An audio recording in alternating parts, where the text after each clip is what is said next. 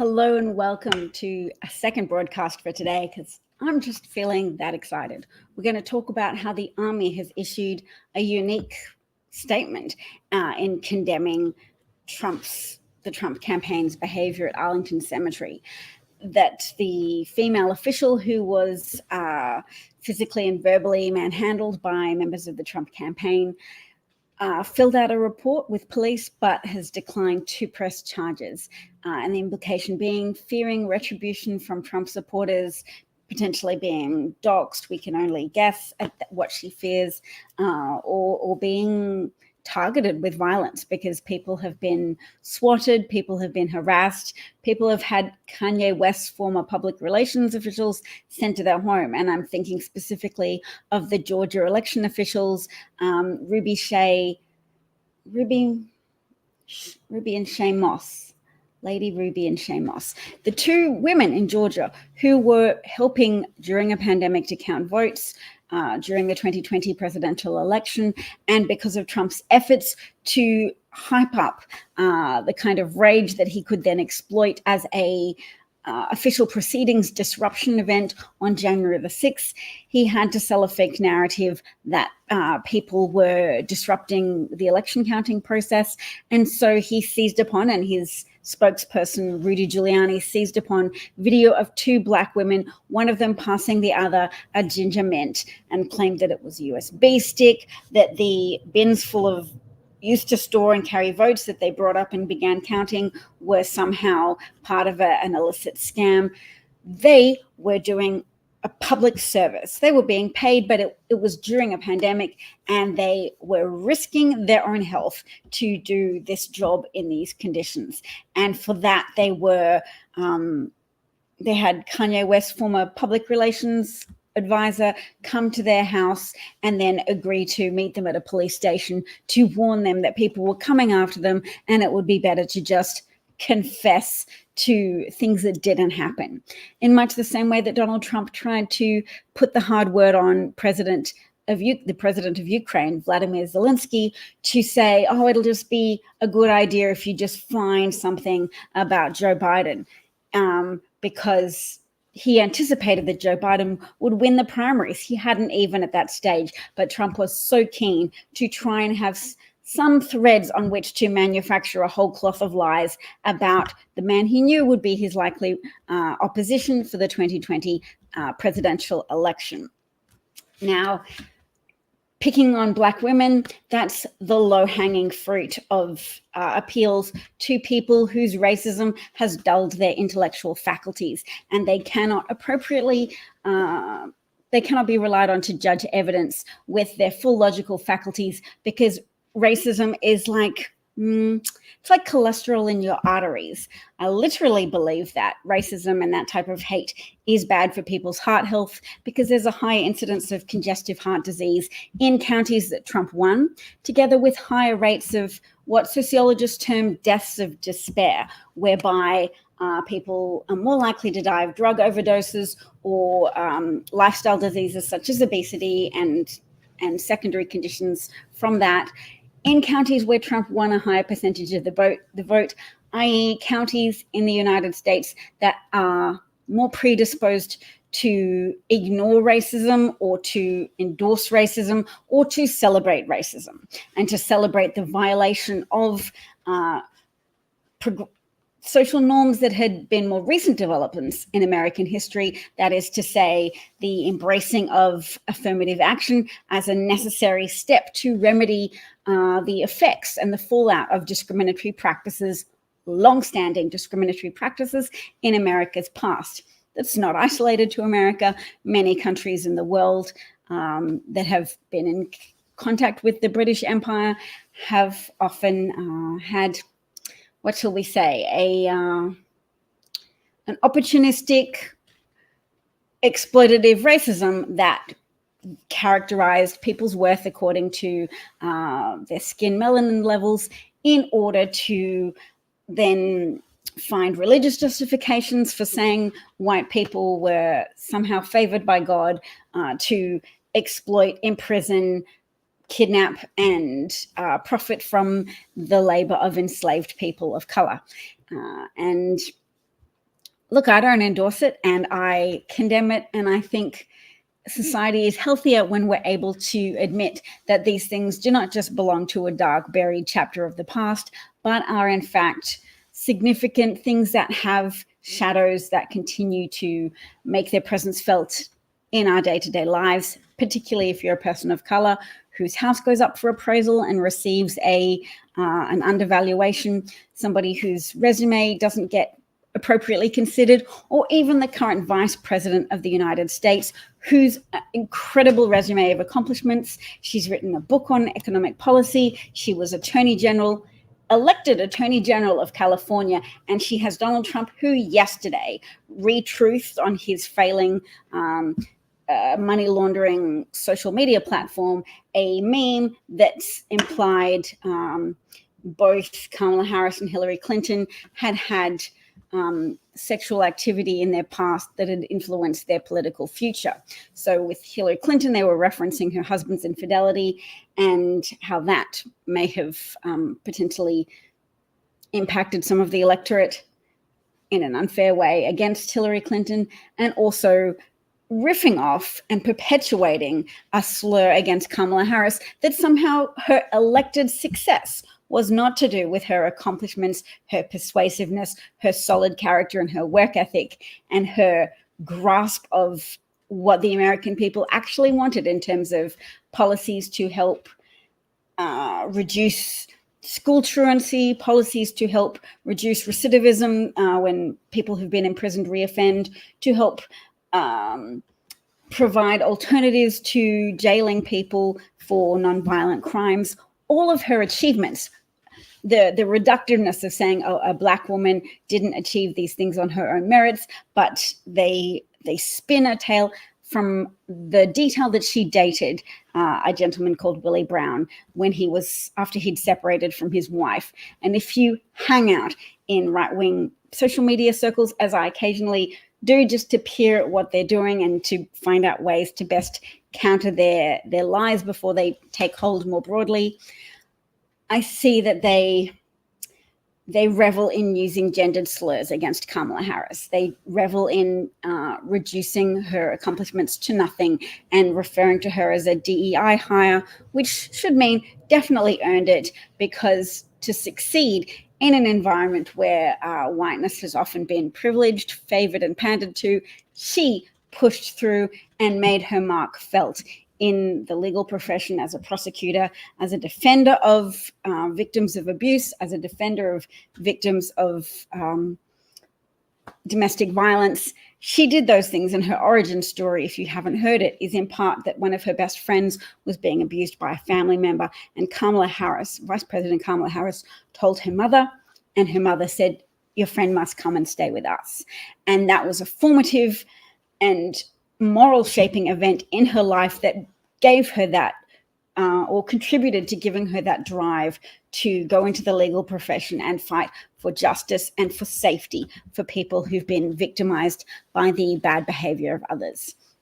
Now,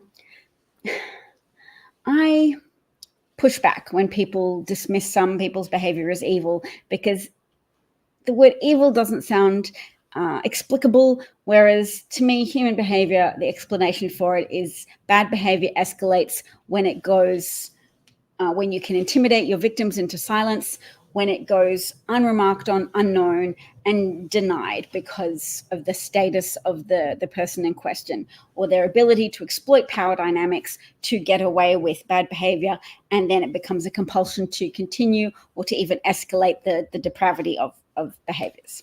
So abusive people behave abusively when nobody calls them out, when they are able to maneuver themselves into a position that is beyond question. Now, Donald Trump abused the goodwill that he generated through Mark Burnett's fabrication of him as a successful businessman. The magic of reality television, of editing, of giving Donald Trump lines to read that made him sound competent in relation to business decisions, the ability of perhaps his personal hygiene problems, such as potentially wearing a diaper or and potentially soiling himself on camera, that was all not communicated through the screen for for The Apprentice. Donald Trump could use all that to skate off a collectively high levels, overly high levels of American willingness to attribute positive qualities to a apparently wealthy white man. Yuck. So that's why I have that picture of him up on the screen, but we're going to talk about more things than Donald Trump being old and increasingly intemperate. I don't know that I'd say increasingly that much, because the dude has been intemperate for a long time. It's a strategy of fascism to violate social standards as a dominance display. And fascism is a political strategy of using dominance displays to engender strong loyalty amongst whatever grievance-filled group of people you can find, be it white people, be it evangelical people, be it young or old men and women who've consumed too much of the writings of Ayn Rand, which, I mean, she positioned herself as the hype girl for hyper-individualism in the United States, a destructive philosophy that undermines efforts to build safe communities and prosperous communities. It's a type of hyper-individualism that says, don't ever give a skerrick of your time and attention to other people's problems, because that's not your role, nor should it be the role of government. Taxation is theft. You are the author of all your achievements. You're a coconut that didn't fall from a tree. You're a coconut that spontaneously, what's it called when the Virgin Mary gave birth?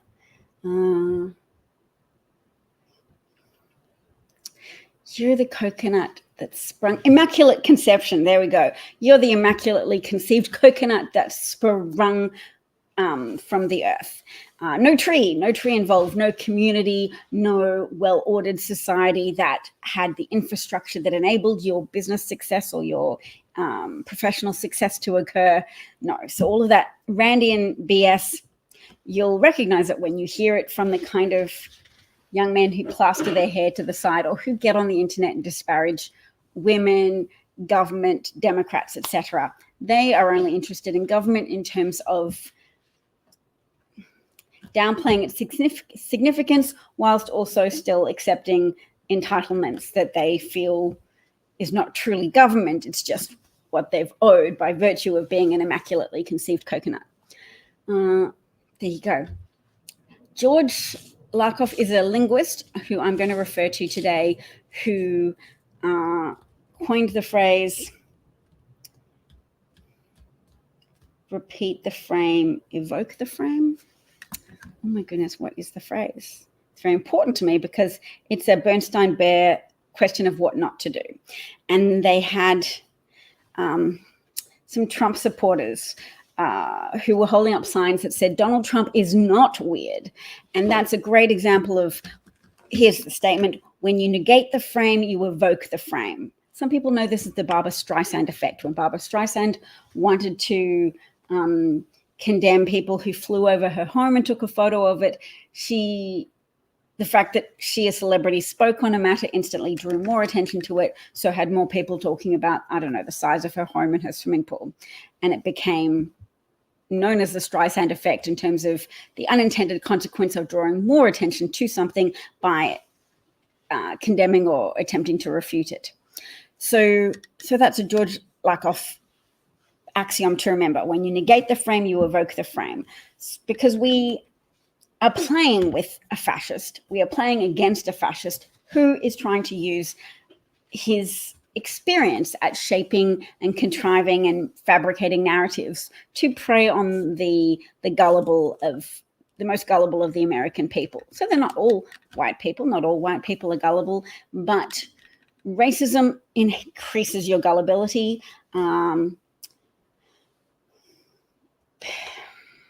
Inheriting wealth can increase your gullibility if you just want to believe an excuse to justify immorally obtained wealth. So if your family have given you an inheritance from their plantations, then sure, you're very incentivized to vote for Republicans, defend Republicans, consume Republican owned media that is heavily slanted towards a contrived version of reality in which you ignore all of the negative outcomes associated with Republican rule and ignore all the positive economic outcomes associated with Democrats, not only in the presidency, but Democrats dominating the legislative and judicial branches enough to make positive social outcomes happen for the people of the United States, because the conservative stacked Supreme Court has made America less safe via loosening gun laws, via the Citizens United decision in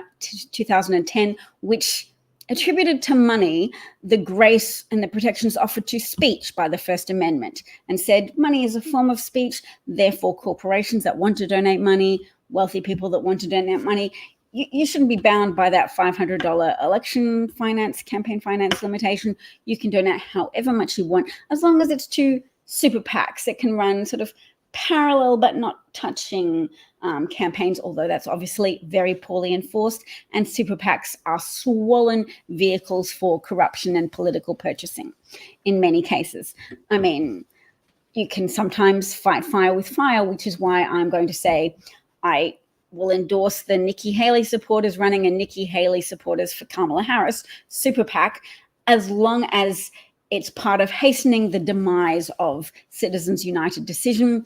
The Supreme Court needs maybe term limits to get rid of the corrupt people on the bench. It's very hard to get rid of a Supreme Court justice once they've been given a lifetime appointment to the highest court on the judicial branch of the United States.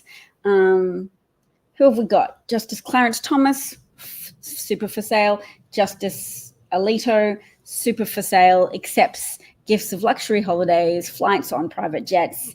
Clarence Thomas accepts loans for giant mobile, what are they called? Mobile homes, caravans, giant things, and which he'll pay back a token amount of the loan and then forget to disclose it on the compulsory gift disclosure form that you have to fill out as part of your financial disclosures. So they suck, and they've been part of delivering to the American people a huge distortive factor in American elections. Hey, one senator recently brought up the idea of getting rid of Citizens United. Who was that? It was, so exactly. This kind of nonsense from Gary saying the two parties are bought by donors. That'll never end. Both are corrupt.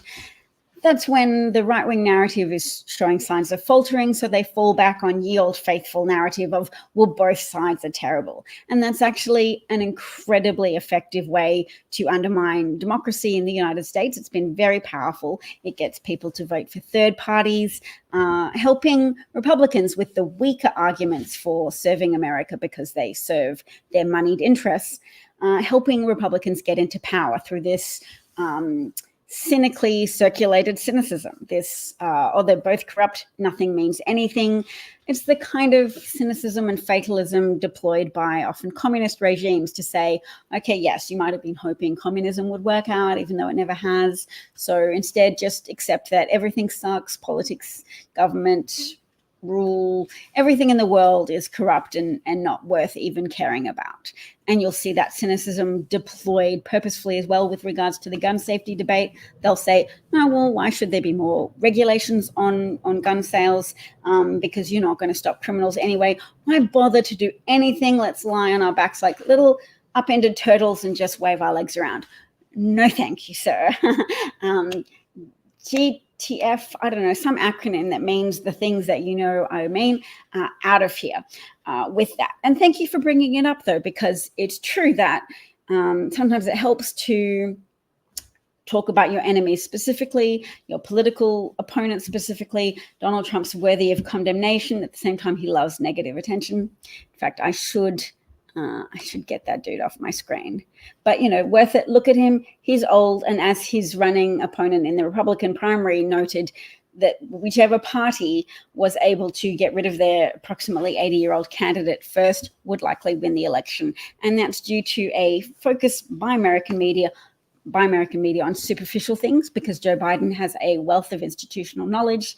At the same time, how awesome is it that he handed over the reins of the candidacy to campaign to his vice president, Kamala Harris, because they didn't have time to mount a Hillary Clinton death through 1,000 cuts in the media, disproportionate focus on any allegations and accusations against her to just poison the water of the electorate's hive mind. They didn't have time to do that to Kamala Harris. She's got a small window to just blast across our collective consciousness with positivity, with actual policies that will help Americans, with a way to invigorate young people who recognize that actually, yes, there's more hope that she will defeat Trump because she's younger and more visibly vigorous than Biden, who I love, who I support, but whose vocal clarity was slipping a little. As you get older, your mouth can get drier and it can be hard to have the same vocal precision that you once had. So even though I concede that he was sick and not well on the day of the first debate with Donald Trump, his verbal precision, his articulation precision had fallen, and it was more of a chore to defend his performance. It was hard work. It was hard work because people weren't receptive to it. And now you're not pushing anything that much anymore. You're just almost celebrating the natural enthusiasm that's occurred, the young people that are so happy to lean into that representation triumph that will occur when Kamala Harris will become the first female vice president elected to the United States, as well as the first female president. So that joy is intoxicating and contagious, and it's built on sound logic that the policies that have benefited the American people, that have been instituted for the last 3.5 years of governance, the CHIPS Act, the Infrastructure Act, the Inflation Reduction Act, things that have brought bridge maintenance funds to various states in an equitable fashion, because Biden didn't just rule to benefit blue states and enhance his own election prospects for the next election. He governed to benefit Americans, full stop. And that's an incredibly important quantifiable difference between Trump and Biden, because Trump used discriminatory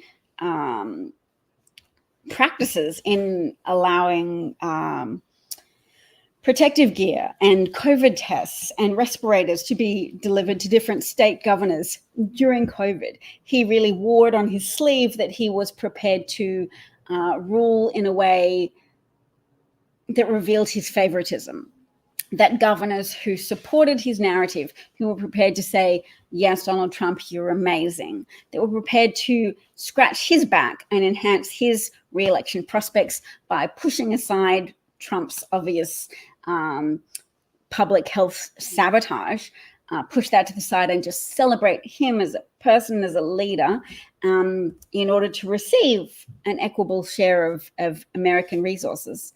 It was atrocious, and they destroyed their own national testing strategy. There's an article in Vanity Fair. You should look up how the national testing strategy went poof. Jared Kushner led a team full of people who all were working on how to get a national testing strategy up and running. The proposals were all pushed to the side and abandoned. And a whistleblower told a Vanity Fair journalist that it was a consequence of it being seen as more politically beneficial to just not test, to let COVID run rampant and not test and be able to isolate cases efficiently, because it was seen as being more of a problem for blue state governors, and that if they didn't help, it would just be then easier to blame blue state governors for the fallout in those states. And then it became more obvious to Trump that it was going to become a national problem and not limited predominantly to blue states, at which point he got behind a vaccine program, which we should talk about a lot, because it's what many Trump supporters would find stick in their craw. And even if it wouldn't entirely disrupt their positive feelings for him and their view of him as the savior of white people's interests and the preserver of white cultural Christian dominance, they might still find the couch a little bit stickier on election day. They might lose a little bit. If you view people as a bell curve, the most excited people to vote for Trump will still do it, but those whose lives would be maybe a bit disrupted and who are very anti-vax they might not have as much momentum to get off the couch and vote. And voter discouragement was a key strategy of those Republicans who fueled Cambridge Analytica's efforts in 2016 to deter Black people from voting, to micro-target them with shadow ads on Facebook, ads that were not visible to the general public, not visible to journalists, were visible only to the accounts that they were shown to, and disparaging Hillary Clinton in a way that was psychographically also targeted to a person's individual interests. So they would find Black voters and they would target them. Oh, if they're a gun-owning Black voter, oh, Hillary Clinton's coming to take all your guns away. If you cared about something else, it would be Hillary Clinton is coming for that. And it wasn't to even persuade these people to vote for Donald Trump. It was to discourage Black voters from going to the polling booth, because Black voters are a core. They're the spine of the Democratic Party. And most people do not know that a majority of white people have not voted for a Democratic presidential candidate since Democratic President LBJ signed the Civil Rights Law into being in 1964. That is a long time. So Democratic candidates can still win with a coalition of people of color and around 40% of white voters. So Democrats win when 40% of white voters have the common sense and to not cut off their noses to spite their face by voting for Republicans who craft their campaigns to appeal to racists, who craft their messaging to appeal to people who think the world was better when women were more dependent on men and were more forced into a position of not being critical of men's efforts to co-run a household. They're the people who hunger for hierarchical relationships within the home and hierarchical stratas of society, because they feel like they were on top of it. Even if white women, Christian white women, are still under the rule of their husbands, they still feel like, oh, look, I'm above other minority groups. And so they are often still complicit with the perpetuation of white Christian supremacy, because they still feel like they and their families benefit and they don't want to give that up. So yeah, can I delete Gary? I'll just point out Gary again, and to just reiterate my key message that kind of cynicism and fatalism is a tool of people who are either unconscious tools of the Republican Party or conscious tools. I mean, you can't really get into a bot's heart and find out what's motivating them. Are they a Russian bot paid a Diet Coke for their participation in social media platforms to disparage the Democratic Party and say nothing matters anyway, they're both the same, to erode the very consequential and serious differences between the two parties? I mean, women who have been bleeding in parking lots in various Republican-governed states because of allegedly pro-life but really forced reproductive coercion legislation that has jeopardized the health of thousands of women by muddying the waters of doctors who need to treat women and to stabilize their to give stabilizing medical care when a woman's health is threatened by multiple conditions: ectopic pregnancies, missed miscarriages, incomplete miscarriages, all manner of situations which can occur and which a doctor can be intimidated by Republican legislation that says you can go to jail, you can be fined, you can lose your license potentially if you are suspected of facilitating an abortion. So you tell a woman who's miscarrying and goes into hospital, is she organically God-blessed miscarrying, or did she drink too much coffee? Did she take drugs? Did she do something to facilitate that miscarriage? Should we classify that as an abortion and therefore deny her medical care? There are women whose fallopian tubes have exploded, who have ruptured from untreated ectopic pregnancies because doctors have been too hesitant, have had their medical thinking too compromised by the intrusion of Republican-led legislation that compromised their care. And that's real women that have incurred and continue to incur real life debilitating consequences, the loss of fertility, the loss of organ functioning, even the loss of their lives or their ability to care for people in their family, because they've lost so much blood and it's had a significant impact on them, either in a time-limited way or a long-term way. There are multiple negative consequences. There's women who've died from having high blood pressure, conditions that meant pregnancy wasn't compatible with their physical condition, who should have been offered abortions and haven't, and have died as a consequence.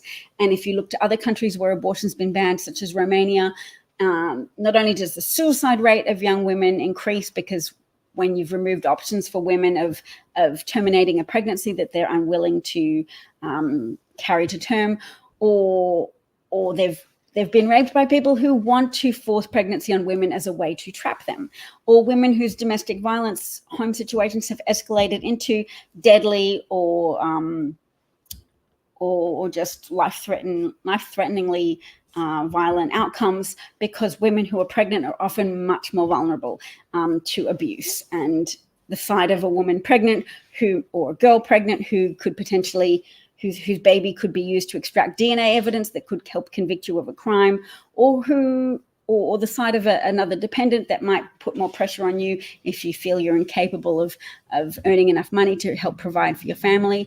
Those things can help trigger unstable people into violence. And the fact that women have been denied reproductive options is a factor in pushing those situations into worse outcomes for women.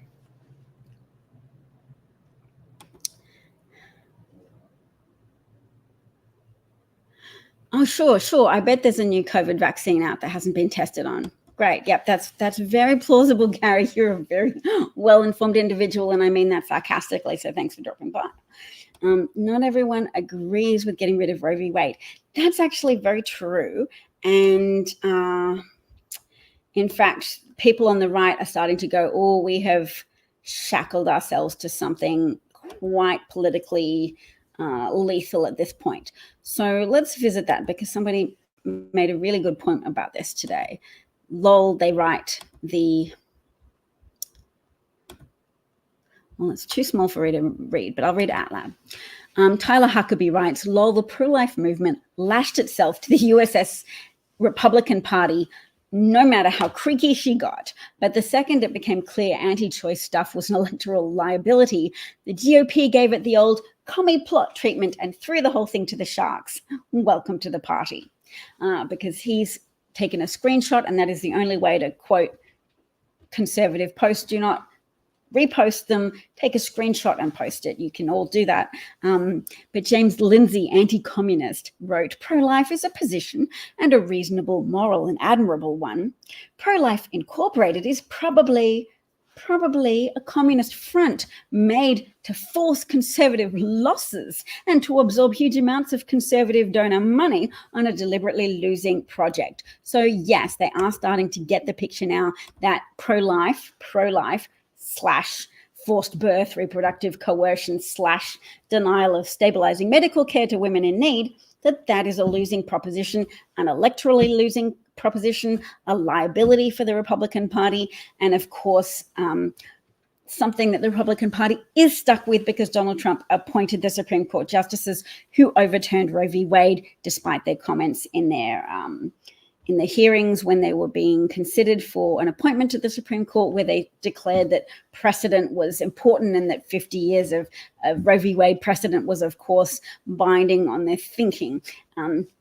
Secretly planned to get rid of Roe v. Wade all along, because it is not literally enshrined in the Constitution. It's just an interpretation. If you're going to do a nice interpretation of the Constitution and say, look, they didn't say Black people could have the vote, but as social, civilized humans nowadays will say, yes, if you're a citizen of the United States, Dred Scott decision was garbage that said Black Americans shouldn't have the protection of citizenship. That should be the case, that Black citizens should have the rights of white citizens.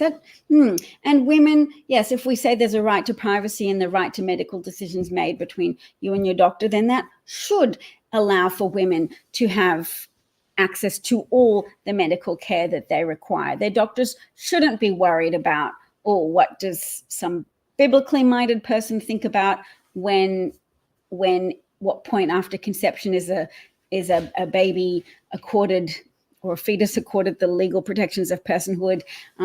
Maybe if a woman's pregnant but she's got a cancer diagnosis and she wants to maximize her chances of survival, maybe she should be allowed to terminate the pregnancy and participate in chemotherapy or radiotherapy as required to save her life. Maybe she's got things she needs to do with her life. Maybe she even cares a lot about children and dependents she already has. Maybe that should be her choice and should be interpreted as being part of the constitutional right to privacy, even though it doesn't explicitly say the right to abortion is enshrined in the Constitution. So thanks, Gary. Yes, I'm glad to see that you're on board with this new move by some Republican-minded people to try and disavow your own accomplishments. You're the dog that caught the car, and you overturned Roe v. Wade, and hundreds, if not thousands, of women have had their lives negatively impacted as a consequence. Yes, sometimes unintended pregnancies can be a blessing, but being coerced to give birth against your will, or having your doctors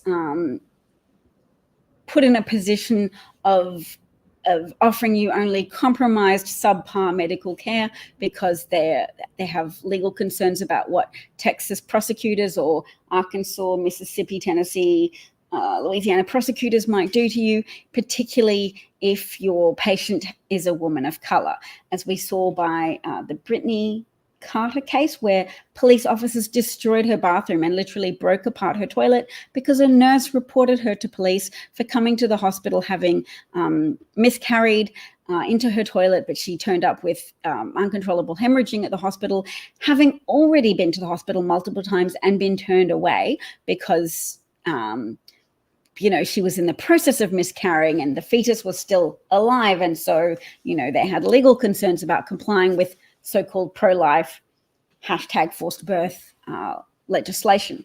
So she was charged with abuse of a corpse because she miscarried into a toilet, a circumstance that is common to more women than you might guess. Many miscarriages occur before a fetus is even 3 months old. And I've got to go actually now. But I will say thank you for your time to those who've listened. I'm going to be broadcasting more frequently because, damn it, the election's soon. It's under 70 days away. I'll find it. I'll make a little calendar clock of how many days. I'm going to be here every day. My children are back at school. I'm going to make the time to put my face out there, because whatever I have in the form of ability to put words together, a face that I can slap makeup on, my resources are in service of preserving democracy in the United States. I believe that's consequential to democracy existing in the entire world. I believe it's consequential for the safety of communities, countries, and even our continued survival as a species, because Trump is a climate change denier, panderer to fossil fuel magnates that have hid the science, disparaged the science, and muddied the scientific waters in order to deny this real problem that humans are facing as a species, but that industrialized humans are more I'm not going to say complicit, but kind of complicit, that we are all contributors to a problem for the human race to solve, but particularly industrialized nations with the ability to develop technologies. Gary, you didn't take up my time. What you did was give me an opportunity to discuss important ways in which Republicans contaminate discourse and pervert the emotional environment with regards to trying to spread dismay, cynicism, and both sides fatalism. So no, I thank you actually for turning up. I don't personally respect or like your opinions, but that's okay, because it's still fodder for having those important conversations, and I encourage everyone to do that. You can do it pleasantly or affably as you like, as you're able to. Preserve as much emotional distance as you need from those type of people to take care of your own mental health. That's really important. But whatever you have in terms of resources of joy, of ability to research and then repeat and amplify facts and sound theories that actually have been shown to positively impact the human condition, avoid negative unintended consequences, all the goodness that you can share and amplify in the world, do it, because it's a particularly critical time. Thanks for your time, everybody. Take care.